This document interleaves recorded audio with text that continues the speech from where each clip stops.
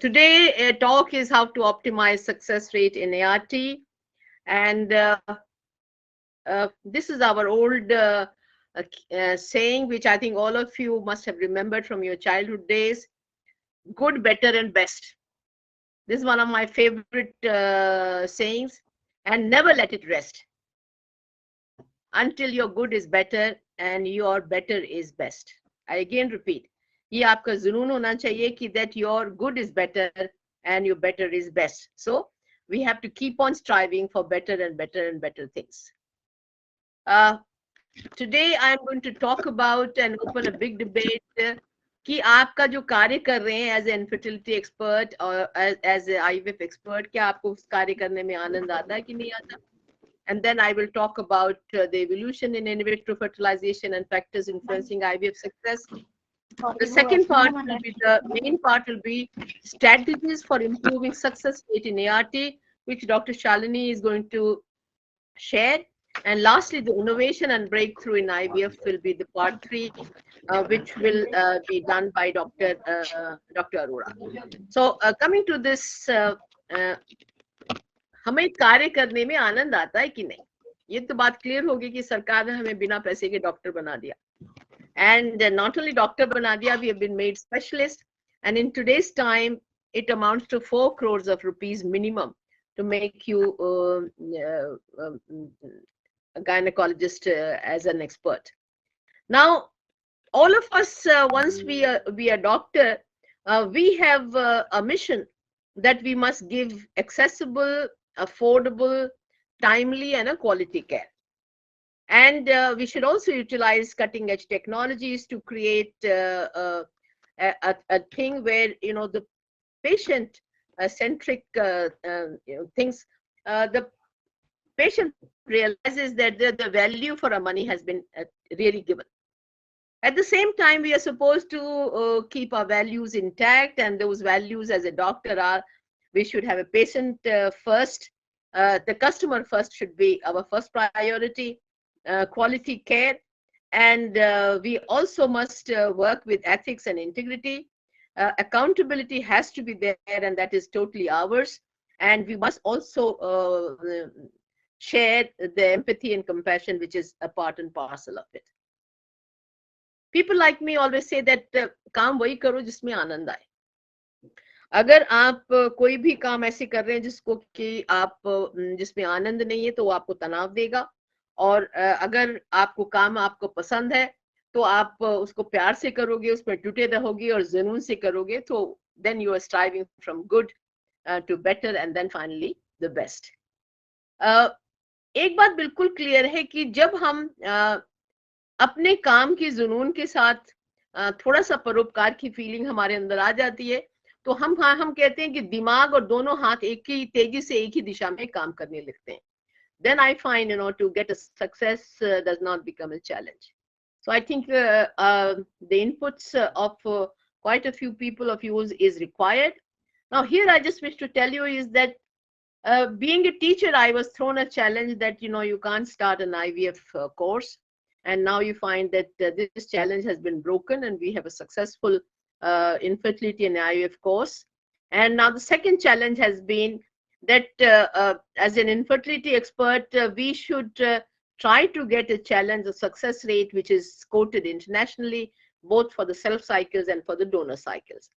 When I joined IVF field in 2007, much later than all of you, we found that, many of my younger colleagues said that, the success rate in their center is 70%, somebody quoted 80%, another quoted 90%. And when I looked back as a child, I found the international rate had been 25 to 30% max. I'm talking about 2007. We all know that, in the last 2 decades, the success rates have definitely increased, but it is still between 30 to 50%. 30 to 35% with the self cycles and 50% with the donor cycles. And I think various factors which we are going to talk today is going to be here.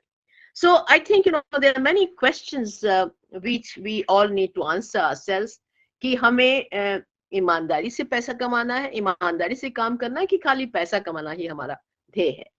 हम परोपकार को जोड़ना चाहते हैं या फिर स्वार्थ से ही अपना धंधा करना चाहते हैं.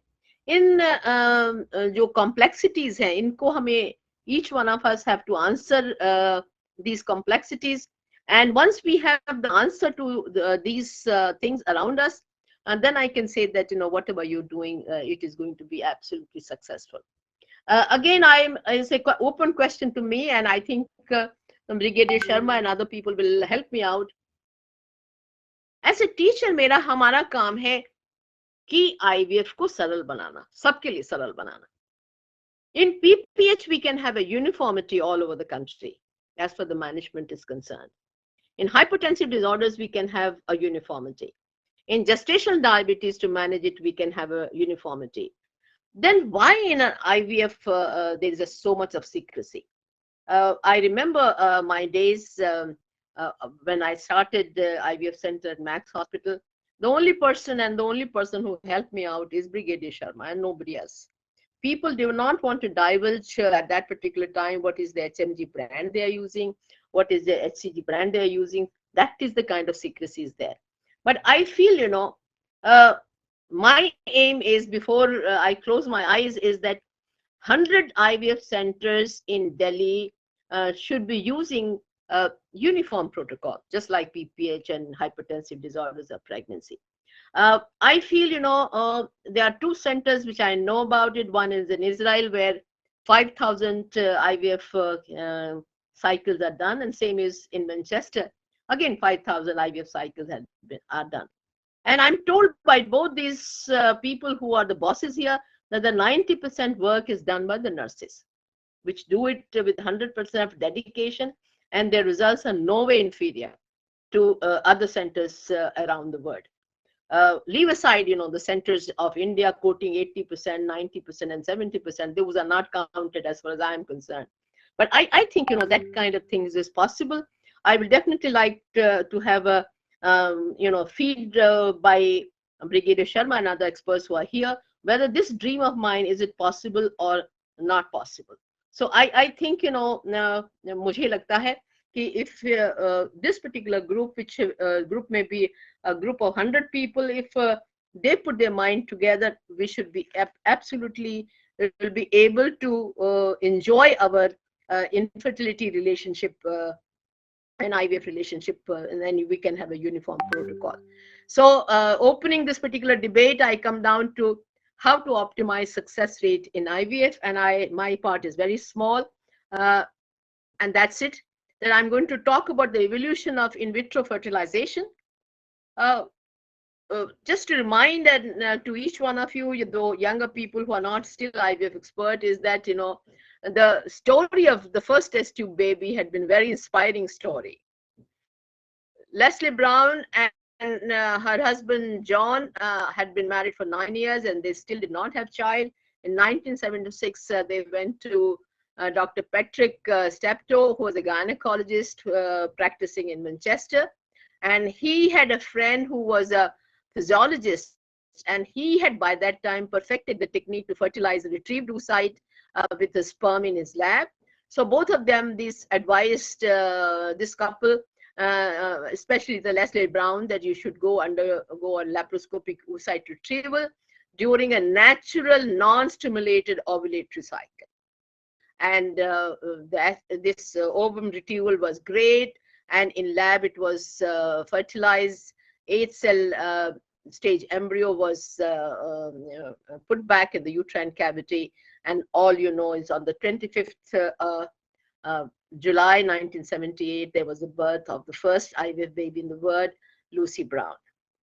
Now, thereafter, major milestones all of you know, but just to recap, in 83, we got the first birth from the IVF using cryopreserved embryos. In 87, instead of laparoscopic route, transvaginal ultrasound route was taken, who could be very, which can make oocyte retrieval a very easy procedure, and good that this procedure is used till date. 90, introduction of PGD came for sex-linked diseases. In 91 came the birth of the first ICSI child, and 93, the first birth from the IVF using testicular sperm extraction. And 97, as late as in 1997, the first birth from the cryopreserved oocyte came. Now, what about factors influencing IVF success?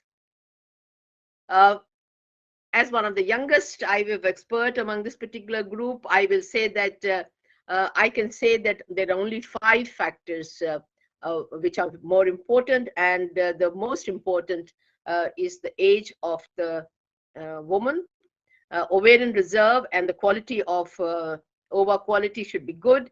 Same is there for sperm quality, and then if these two are good, the embryo quality will be great, and the implantation will easily occur. Now, factors influencing IVF success, as I just now said, age, and we all know that the optimum fertility is seen between the age 20 to 30 years. The second fact, also we know that the age correlates inversely with ovarian reserve and fertility. As the age advances, ovarian reserve will come down, and so will the fertility. There's another fact that, there is a set age for menopause for any community. Usually it is around 50, and for we Indians, it is around 46. And it is said that the end of fertility takes place 10 years before this set date of menopause. That is, if you take 50 for the word, then end of the fertility will take place at age 40 years. And between 30 to 40 years, during this 10 years time, there's a declining fertility is noted in the community. So the factors which affects the IVF success as for the age is concerned, with increasing age, you can find there can be poor ovarian reserve, poor oocyte quality, lower embryo implantation rate because of the altered hormonal environment, which is causes ovulatory dysfunction. There can be, with increasing age, there can be problems like endometriosis, fibroids, pelvic infections. And again, when you gain ages, you gain weight also, and obesity, the low frequency of intercourse, and other potential factors, which definitely decreases the IVF success rate. Now, as far as the ovarian reserve is concerned, we all know that poor ovarian reserve is identified by reduction in follicular response to maximum stimulation during IVF procedures. And Ashray had way back had classified when at least 2 of the follicles, 2 of the 3 characteristics, if they are present, then we say that a person has a poor ovarian reserve. And out of that, I just now mentioned advanced maternal age. Once the age is past 40 years, or any other risk factors for poor ovarian reserve are there. When there's a past evidence of previous poor ovarian reserve, which is characterized by retrieval of less than 3 oocytes with conventional stimulation dose of at least minimum 150 international unit of FSH. And abnormal ovarian reserve test, as we know, by AFC count and by AMH. Again, people like me get confused why there is a variation from 5 to 7, anything which is less than 7, and AMH, why it should be between 0.5 to 1.1, because as far as I'm concerned, anything which is less than 1.5 AMH will definitely have a couple must be informed that they do have a poor ovarian reserve. Now, this particular slide just summarizes the diminished ovarian reserve causes, advanced reproductive age, if there's a family history of early menopause in the family, which is very, very important. Conditions that cause ovarian injury, and in this emerges, cancer survivors who had earlier chemotherapy or radiotherapy.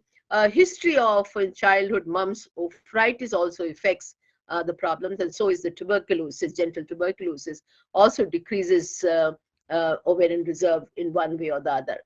Lifestyle, environmental factors, genetic factors is another big causes which affect the ovarian reserve in a big way.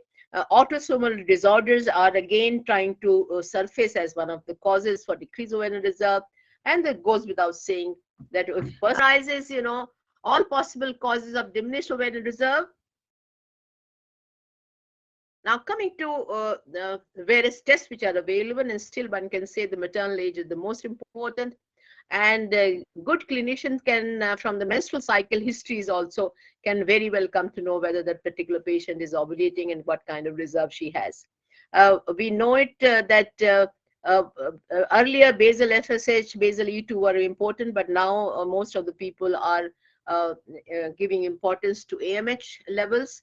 Ultrasound is the backbone as far as the assessment of ovarian reserve is concerned by AFC count.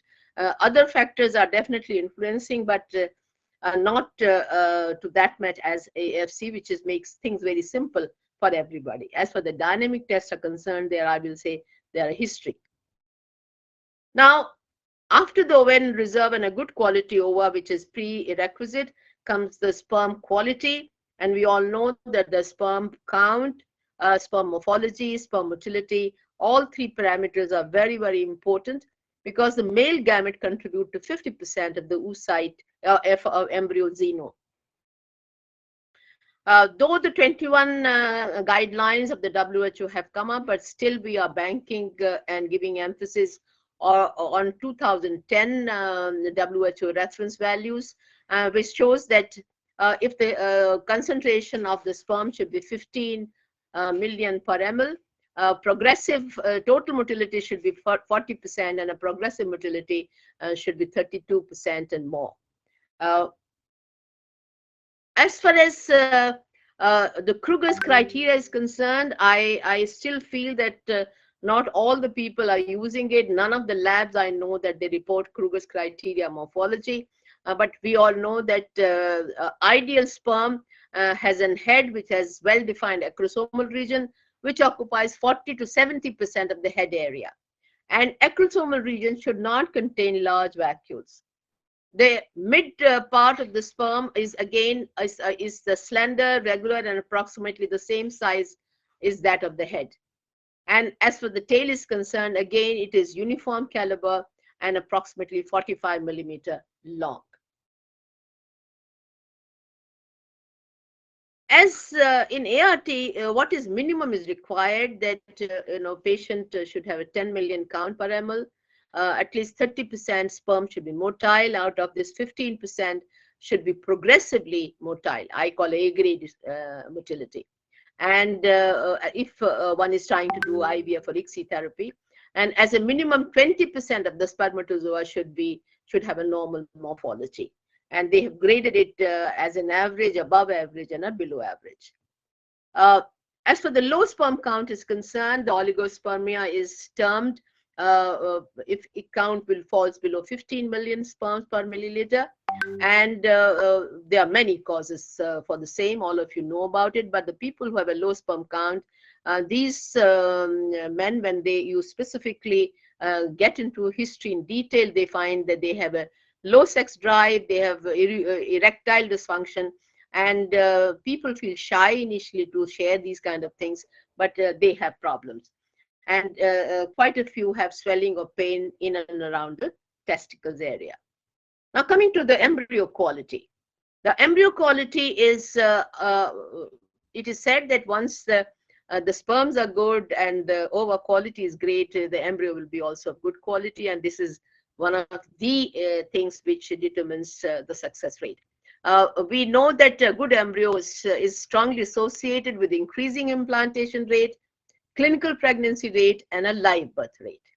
A clinical pregnancy and a live birth rates per transfer was nearly 2 times higher with the transfer of a single good quality embryo compared to the poor quality embryo. Gardner has very easily given the grading as far as the embryo is concerned, and there are 3 criteria: expansion and development criteria, according to which it is graded in a numerical scale of 1 to 6, which is on the top of the right hand side. One can see, and as far as the trophectoderm is concerned, it is graded again into 4 categories: A, B, C, and D. And as far as inner cell mass quality is concerned, again it is graded into 4.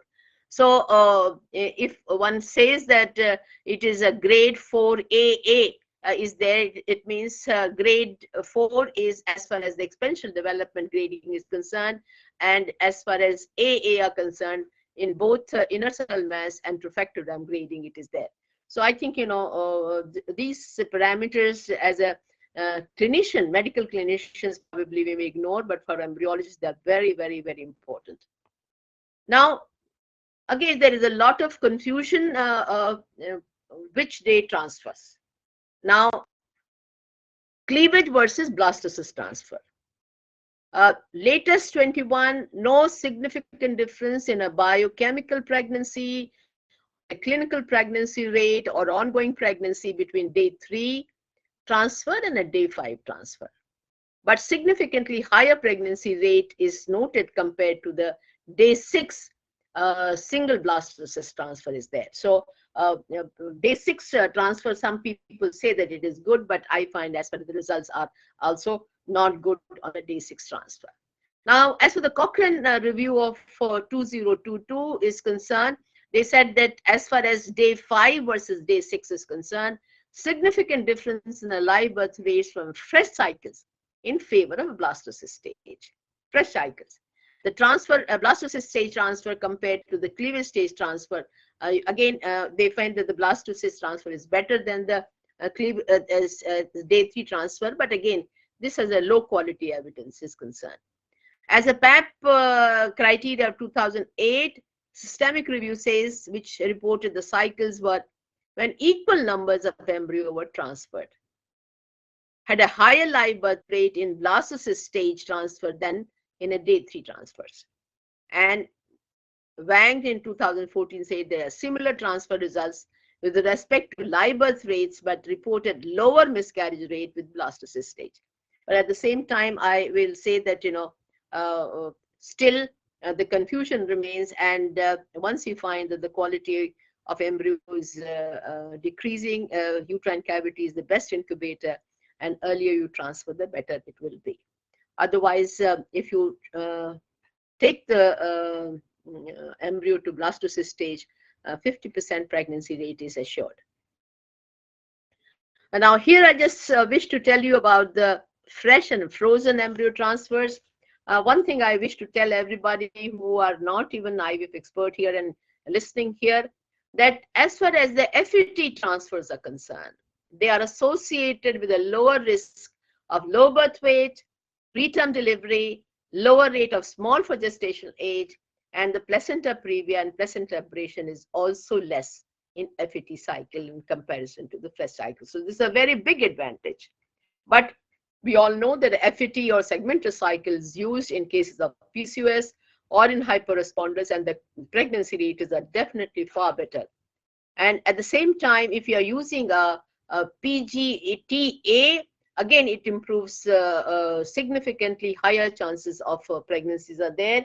But here I just wish to tell you that once you are only doing it for this purpose, the government of India feels, and the people who are sitting in these groups, they feel that you are doing sex determination, and they can stop your, activity at your center can be stopped just because of this. So I think, these administrators and the science do not match, and I think we need to convince up that particular end. And also, we also say that anytime when we have endometriosis, adenomyosis, again, the segmental cycles do much better than the fresh cycles. Now, as far as the double embryo transfer is concerned, the literature says it does increase the success rate. But as far as almost 100 people I know about it, and whenever I've talked about, do they practice double embryo transfer? And the answer is big no. I've heard Dr. Pai speaking, quite in favor of a double embryo transfer, but I find the centers run by him and the people who head it do not advocate and do not follow this particular policy of a double embryo transfer. So the double embryo transfer should be limited to patients with repeated implantation failure or repeated pregnancy loss. Yet when 2 embryos are transferred, when the number is same, the woman can be reassured that the quality of the second embryo does not seem to affect the pregnancy rate or the risk of twin pregnancy. Again, I'm going to throw open another question before I will say that, the comments are needed on that. Now coming to the implantation. So the story is over. The age is great. The ovarian ova quality is good. The sperm quality is great. Embryo quality has been also great. Then also the failure rate is attributed sometimes to implantation. Let me try. Hello. Now, as far as the successful implantation is concerned, we all know that you require a good quality embryo. You also require endometrial receptivity, and the endometrium should be at least 7 millimeter. Otherwise, the pregnancy data are going to be absolutely pure. And this third thing is what is called a talk between the mother and the blastocyst. This very little we know about it, but that is very clear. Unless the mother opens the door, the baby will not come inside. That is the invasion part. Is there can be attachment. There's opposition, then attachment, and then the invasion. But the very simple explanation is mother has to open the door to allow the embryo to get inside. And we all know that the preparation of endometrium is very important, and it increases in thickness, becomes more vascularized, as glands grow to be tortuous and boosted in their secretions. And these changes reach their maximum about 7 days after ovulation. I think all of you know about it. If the transfer is done in endometrium, which is less than 7 millimeter, you can see that the success rate is 4 times less than when the endometrium has been more than 7 millimeter, 30% versus 7%. So therefore, uterine receptivity is concerned. This is another term which has been added, that the endometrium is ready to receive an embryo. It should be paired with embryo readiness to the implant, and is commonly referred as window of implantation. And this is generally detected between day 20 to day 24 of a normal 28 days menstrual cycle, day 20 to day 24. Now, it is said that the pregnancy is like a music concert, and everybody, every activity has to synchronize, especially during the window of implantation, as to have a pregnancy. Progesterone are definitely needed in a luteal phase to support both morphologically and functionally for implantation. And this is what we are doing in our protocols. Few adhesions widely used are albumin. Some things are added like Haran HA, supplementation, and embryo glue.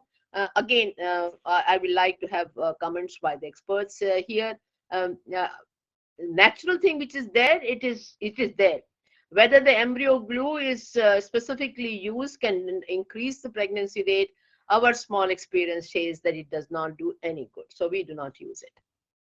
So I think, with this particular thing, I have come down to, I've just talked the basic aspect of it, but I think it opens the door, strategies for improving the success rate in ART.